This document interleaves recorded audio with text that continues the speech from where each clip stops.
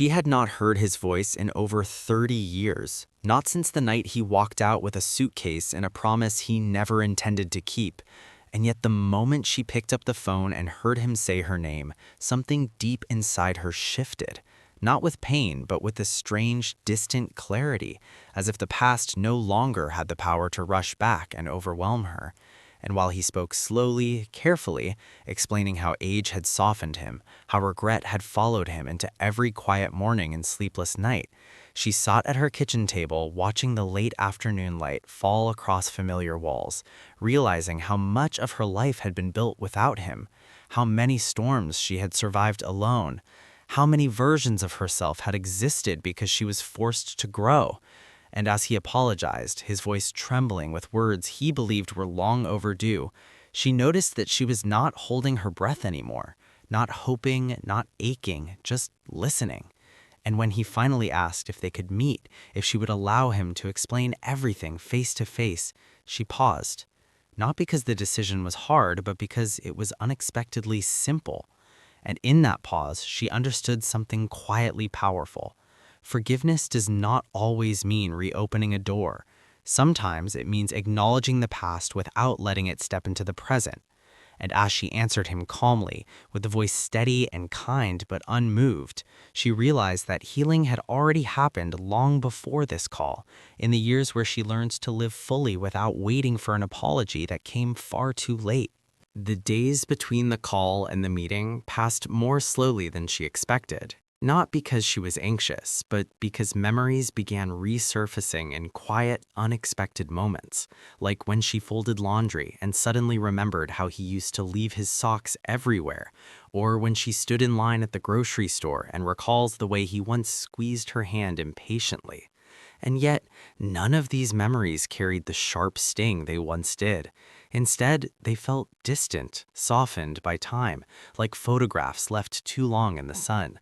And as she prepared herself emotionally, she realized she was no longer rehearsing what she would say to him, no longer imagining dramatic confrontations or emotional collapses, because the truth had already settled inside her, steady and complete.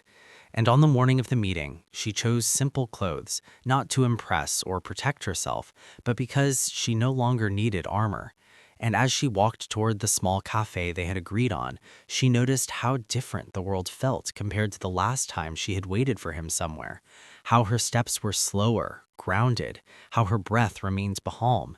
And when she finally saw him sitting by the window, older, thinner, his posture slightly bent by time and consequence, she felt no rush of anger or longing, only a quiet awareness of how much life had moved forward without him. And as she took her seat across from him, meeting his eyes for the first time in 3 decades, she understood that whatever happened next would not define her, because her story had already been written in all the years he was absent.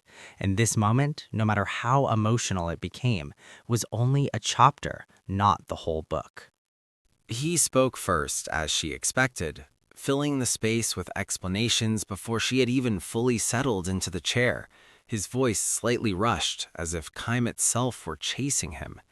And she listened without interrupting, noticing how familiar his patterns still were, the way he framed events to soften their edges, the way responsibility hovered nearby but never fully landed on his shoulders. And while he talked about mistakes, missed chances, and how life had not turned out the way he imagined, she realized something quietly profound, that she no longer felt the urge to correct his version of the past, no longer needed him to acknowledge every detail exactly as she remembered it, because her understanding no longer depended on his agreement. And as he paused, searching her face for a reaction, she saw not the man who once held so much power over her emotions, but someone shaped by choices he could not undo. And in that moment, she felt an unexpected calm. Not forgiveness in its grand, dramatic sense, but acceptance. Acceptance that people rarely become who we need them to be, and that waiting for that transformation can cost years. And when she finally spoke, her words were measured and clear, not accusatory, not defensive, simply honest. And she noticed how his expression shifted. confusion mixing with something like regret, because he had expected emotion, perhaps anger or tears, but instead he was met with clarity. And she understood then that clarity, once earned, cannot be argued with. It simply exists, solid and unmoved, like ground beneath your feet after a long time lost at sea. The conversation drifted into quieter territory, the kind that does not announce its importance but slowly reshapes everything. And as he spoke about the years after they separated, she noticed how carefully he chose his words, as if still hoping to be seen in a certain light. And she let him speak, not out of obligation but curiosity, because distance had transformed her listening. And while he described loneliness disguised as freedom and relationships that never quite rooted, she realized how often people confuse motion with growth, and how easily time passes without resolution when one avoids self-reflection. And she thought of her own years, the slow rebuilding, the small, uncelebrated decisions that had carried her forward when no one was watching. And as she shared pieces of that journey, not in detail but in essence, she felt no need to impress or justify herself, because her life no longer required his approval to feel valid. And when silence settled between them, it was not heavy or uncomfortable, but honest, filled with everything that no longer needed to be said. And she understood then that closure is rarely a dramatic moment, but a gradual release, a quiet recognition that the chapter has already ended, and that meeting again does not reopen the wound. It simply confirms that it has healed enough to leave a scar rather than a bruise.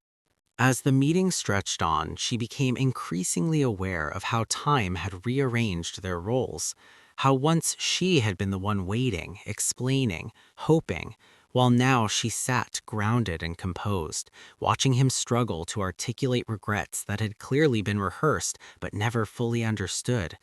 And as he spoke about the weight of years, about how age had forced him to confront choices he once brushed aside, she recognized the familiar undertone of wanting absolution more than understanding. And instead of reacting, she allowed herself to simply observe, noticing how his apologies still centered on his own suffering, his own loneliness, his own realization. And this observation did not make her angry, it made her clear, because she finally saw that the distance between them was not created by time alone, but by fundamentally different ways of taking responsibility. And as she responded slowly, choosing her words with care, she spoke not about what he had done, but about what she had lived through after he left. The years of rebuilding without bitterness, the moments of fear she navigated alone, the strength she developed not out of pride but necessity. And while she spoke, she felt no need to soften her truth for his comfort, because honesty no longer felt dangerous. And when she finished, the silence that followed was heavier than any argument they had ever had, filled with the unspoken realization that some apologies arrive after the person who needed them has already healed. And in that silence, she understood that this meeting was not about reconciliation or closure for him. It was confirmation for her. Confirmation that walking away decades ago had not been a loss, but the beginning of a life she was finally proud to call her own. When they finally stood to leave, she noticed how different the moment felt compared to every imagined version she had carried for years. Because there was no dramatic release, no sudden forgiveness or renewed anger, only a quiet awareness settling into her body. And as they walked toward the door, she sensed his hesitation, the unspoken hope that this meeting might change something fundamental between them. Yet she felt no urge to reassure him, no responsibility to manage his expectations, because she understood now that compassion does not require self-sacrifice. And while he thanked her for meeting him, for listening, for giving him what he called peace, she realized how often women are asked to offer emotional resolution long after the cost has already been paid. And this realization did not harden her, it clarified her boundaries. And as she stepped outside into the evening air, she felt grounded rather than heavy, aware that closure had not arrived through his words or remorse, but through her ability to remain present without losing herself. And as she walked away, she did not feel as though she was leaving something unfinished behind. Instead, she felt the quiet satisfaction of knowing that she had faced the past without being pulled back into it, and that whatever remained unresolved was no longer hers to carry. Because healing, she finally understood, is not about rewriting history, but about choosing who no longer gets to shape your future. That night, back in the quiet of her own home, she felt a fatigue deeper than physical tiredness, the kind that comes from emotional closure finally settling into place. And as she moved through the familiar rooms, she noticed how little of him existed there anymore, how the life she had built over decades stood firmly on its own, not as a reaction to his absence, but as proof of her resilience. And while she replayed fragments of their conversation, not obsessively but thoughtfully, she realized how different her inner voice sounded now, calmer, less apologetic, no longer questioning whether she had been too cold or too firm, because for the first time she trusted that her responses had been enough. And as she sat alone with a cup of tea growing cold in her hands, she reflected on how long she had believed closure required mutual understanding, when in reality it only required self-honesty. And this understanding did not erase sadness, but it reframed it, allowing her to see loss without romanticizing it, regret without carrying it. And as the evening deepened, she felt a subtle shift, not excitement, not relief, but alignment, the sense that her past and present were no longer in conflict, and that whatever future awaited her would not be shaped by old wounds reopening, but by choices made from clarity rather than longing. And in that quiet realization, she understood that this meeting had not reopened a chapter. It had sealed it, gently but permanently, leaving her free to move forward without looking back for permission. In the days that followed, she noticed how the meeting continued to echo through her life in subtle, unexpected ways, not as turmoil or regret, but as a quiet recalibration of how she saw herself and her past.